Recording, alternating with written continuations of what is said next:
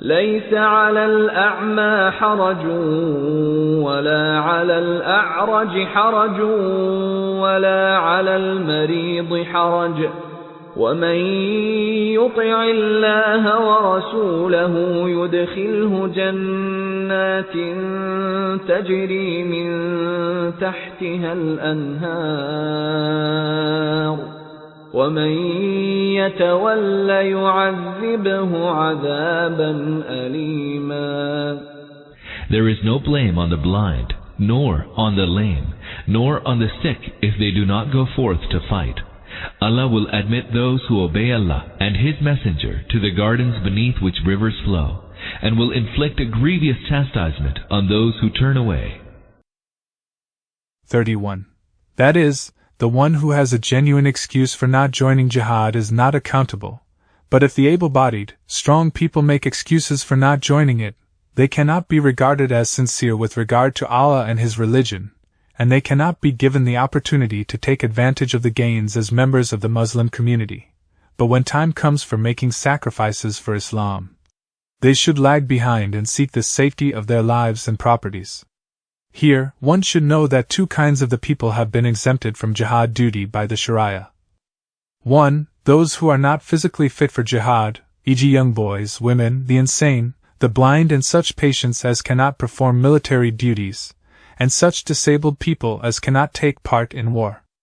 2. Those for whom it may be difficult to join jihad for other sound reasons, e.g. the slaves, or those persons who may be ready for jihad but may not afford weapons of war and other necessary equipment, or such debtors who may have to pay their debts at the earliest opportunity and the creditors may not be willing to allow them more time, or such people whose parents, or a parent, might be alive, who stand in need of the children's help. In this regard, it should also be known that the children should not join jihad without the permission of their parents if they are Muslims, but if they, the parents, are non-Muslims, it is not permissible for a person to stay away from jihad in case they refuse permission.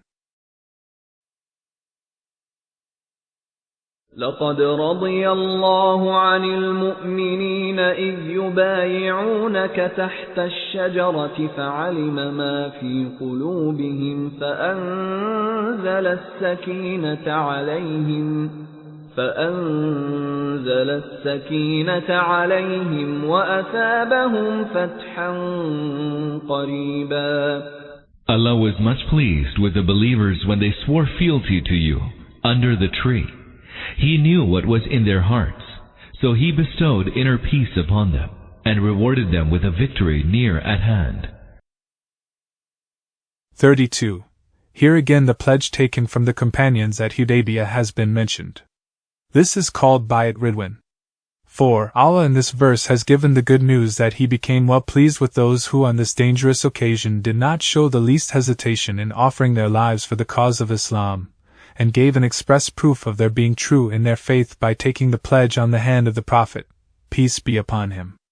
The Muslims at this time were equipped only with a sword each, numbered only 1,400, were unprepared for warfare, but were donning the pilgrim garments, were away from their military headquarters, Al-Madinah, while the enemy's stronghold, Makkah, wherefrom it could get any kind of help was just 13 miles off.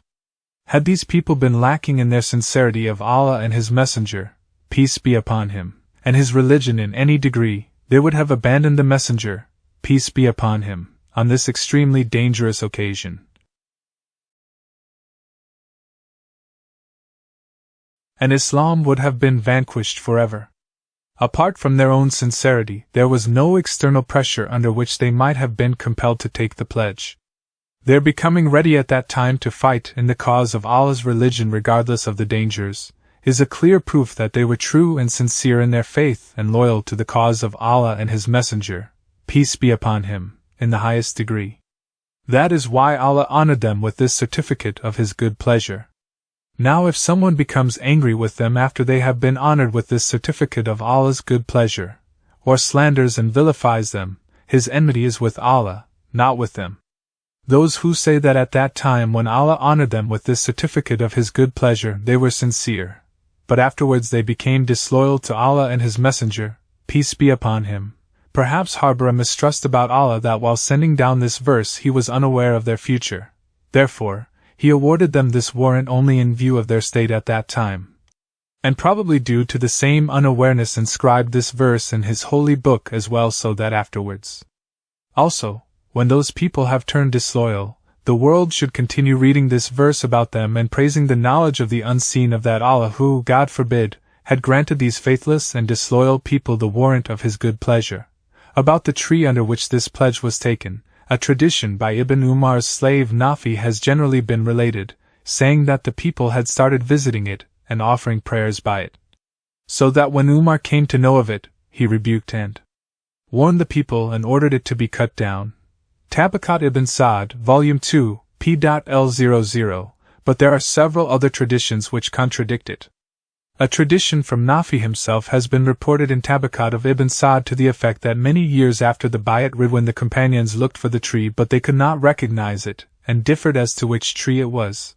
p. 106. The second tradition has been reported in Bukhari, Muslim and Tabaqat on the authority of Sa'id bin al-Musayyab. He says that his father was one of those who had participated in the Bayat Ridwan.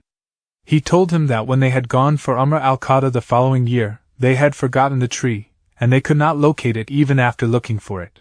The third tradition is from Ibn Jarir. He says that when Umar, during his caliphate,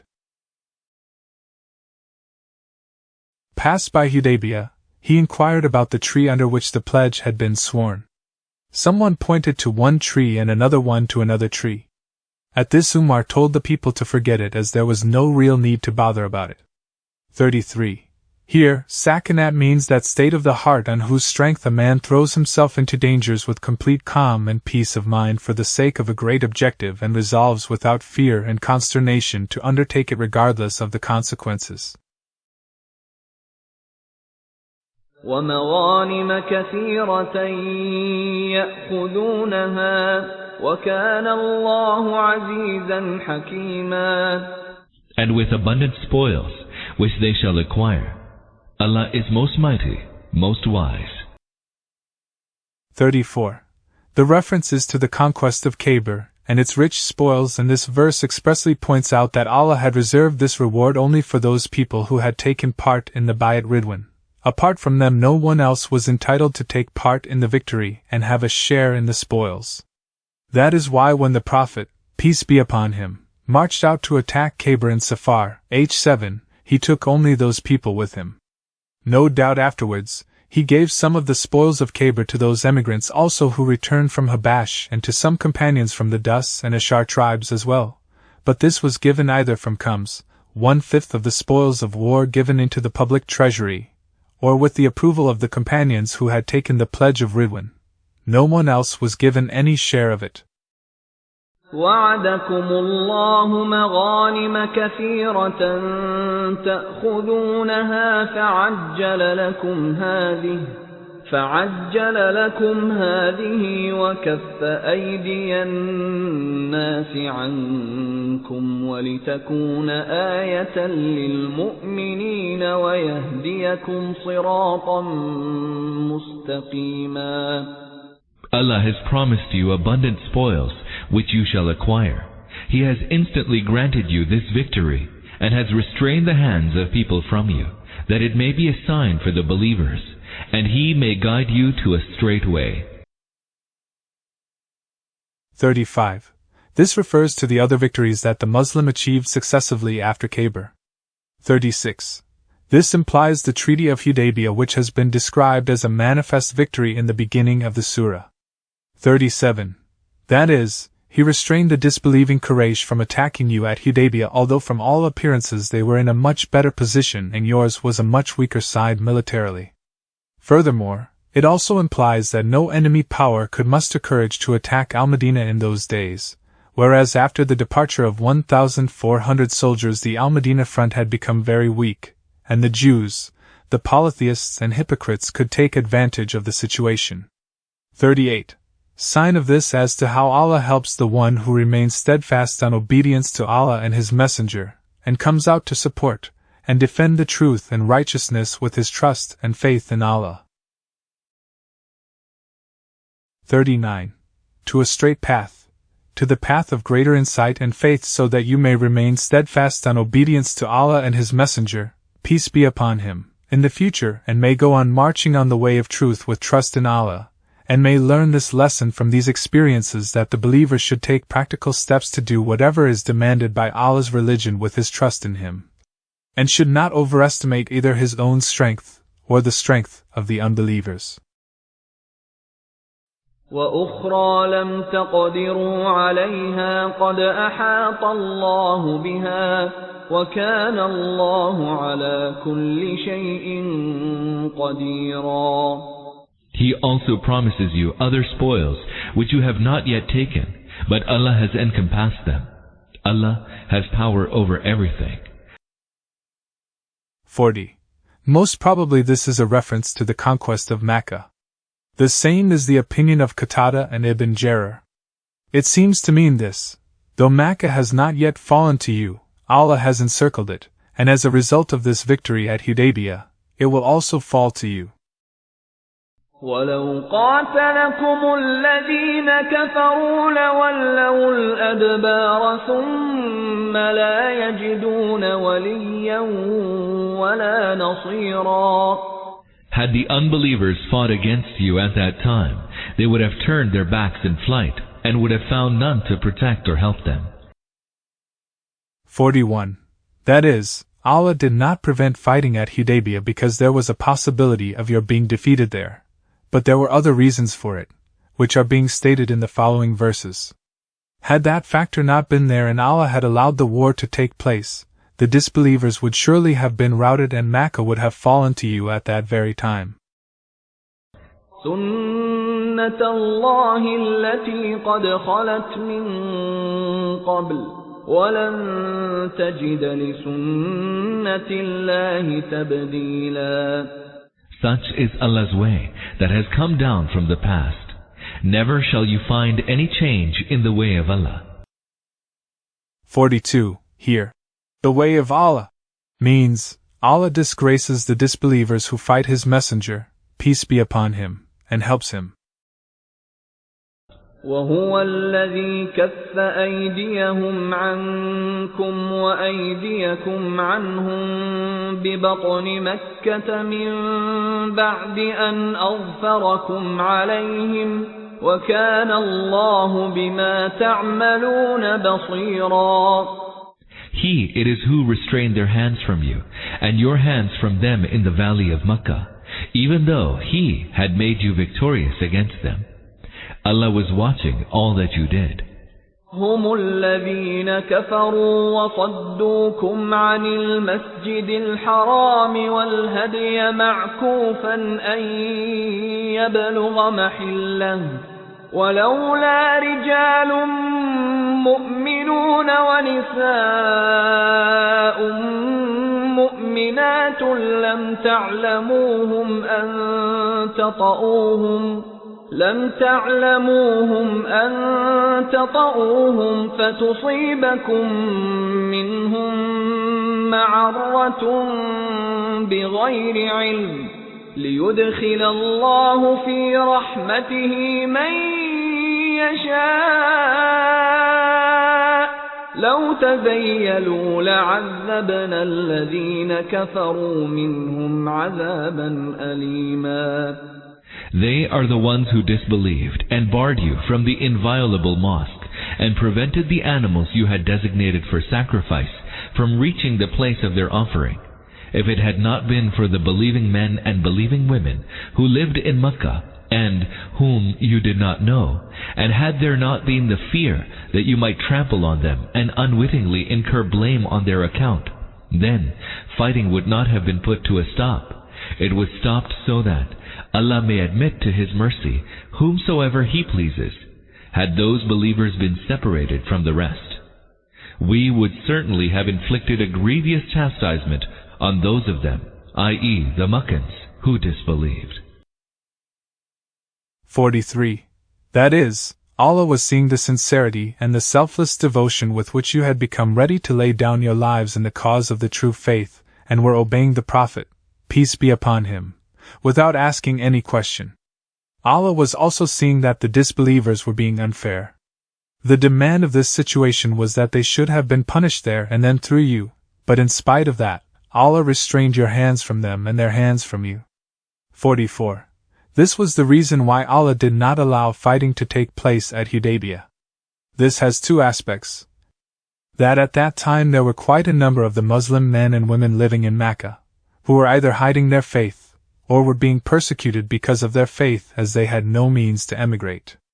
Had there been fighting and the Muslims had pushed back the disbelievers and entered Mecca, these Muslims would also have been killed in ignorance along with the disbelievers. This would not only have grieved the Muslims, but the Arab polytheists also would have gotten an opportunity to say that the Muslims did not even spare their own brethren in faith during wartime. Therefore, Allah took pity on the helpless Muslims and averted the war in order to save the companions from grief and infamy. The other aspect of the expedience was that Allah did not will that Mecca should fall to the Muslims as a result of the defeat of the Quraysh after a bloody clash, but He willed that they should be encircled from all sides so that within 2 years or so they should become absolutely helpless and subdued without offering any resistance. And then the whole tribe should accept Islam and enter Allah's mercy as it actually happened on the conquest of Mecca. Here the juristic dispute has arisen that if during a war between the Muslims and the disbelievers should bring out some Muslim men and women, children and old men, in their possession and put them in the forefront as a shield for themselves, or if there is some Muslim population also in the non-Muslim city under attack by the Muslim forces, or if on a warship of the disbelievers, which is within gunfire, the disbelievers have also taken some Muslims on board, can the Muslim army open fire on it? In answer to it, the rulings given by different jurists are as follows. Imam Malik says that in such a case fire should not be opened, and for this he cites this very verse as an argument. He contends that Allah prevented the war at Hudaybiyah only in order to save the Muslims. Ibn al-Arabi, Ahkam al-Quran. But this in fact is a weak argument. There is no word in the verse which may support the view that launching an attack on the enemy in this case is unlawful and forbidden. At the most, what one can say on the basis of this verse is that the launching of an attack in such a case should be avoided in order to save the Muslims, provided that it does not put the disbelievers in an advantageous position against the Muslims militarily, or does not diminish the Muslims' chances of gaining an upper hand in the conflict. Imam Abu Hanifa, Imam Abu Yusuf, Imam Zufar and Imam Muhammad say that it is lawful to open fire in such a case, so much so that even if the disbelievers use the children of the Muslims as a shield by putting them in the forefront, there is no harm in shooting at them, and it is not obligatory for the Muslims to expiate and pay any blood money for the Muslims thus killed. Al-Jassas, Ahkam al-Quran, Imam Muhammad, Kitab as-Siyar. Imam Sufyan the Uri also in this case regards opening of the fire as lawful, but he says that although the Muslims will not pay the blood money of the Muslims thus killed, it is obligatory for them to expiate the sin. Al-Jassas, Ahkam al-Quran. Imam Ozai and Layth bin Sa'd say that if the disbelievers use the Muslims as a shield, fire should not be opened on them. Likewise, if it is known that in their warship our own prisoners also are on board, it should not be sunk. But if we attack a city of theirs and we know that there are also Muslims in the city, it is lawful to open fire on the city, for it is not certain that our shells will only hit the Muslims, and if a Muslim becomes a victim of this shelling, it will not be willful murder of a Muslim but an inadvertent accident. Al-Jassas, Ahkam al-Quran. Imam Shafi'i holds the view that in such a case if it is not inevitable to open fire, it is better to try to save the Muslims from destruction. Although it is not unlawful to open fire in this case, it is undesirable. But if it is really necessary and it is feared that in case fire is not opened it will put the disbelievers in a better position militarily against the Muslims, it is lawful to resort to shelling, but even then every effort should be made to save the Muslims as far as possible. Furthermore, Imam Shafi'i also says that if during a conflict the disbelievers put a Muslim in front as a shield and a Muslim kills him, there can be two possible alternatives. Either the killer knew that the murdered person was a Muslim, or he did not know that he was a Muslim. In the first case, he will be under obligation to pay compensation for manslaughter as well as do expiation. In the second case, he will only do expiation. Mughni al-Muhtaj.